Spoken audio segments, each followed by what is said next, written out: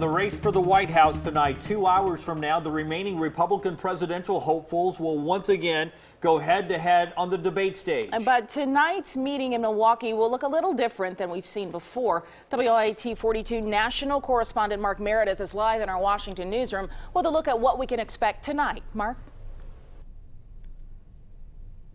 Sherry and Jim, good evening. You can imagine that we've seen a lot of debates so far, 4 of them, but this one is going to be looking a little different because there's only going to be 8 candidates on the main stage, and these are candidates that had to poll at 2.5% or more. Otherwise, they weren't getting let in, so it'll be a smaller field than what we've seen in the past. Speaking of the field, you can expect the first questions to be going to Dr. Ben Carson, the man on your screen. He's been facing some tough controversies the last couple days over some claims in his autobiography. Florida Senator Marco Rubio also expected to have all eyes on him. He did very well in the debate in Boulder, Colorado 2 weeks ago.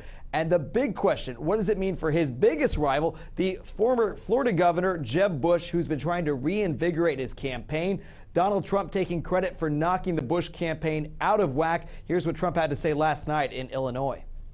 He's not doing too well, and he's been defined. Now I have to define a couple of other people. And it should be easier, actually. I mean, it should be easier. With what's going on with this election, I've never seen anything like it. People are getting away with murder.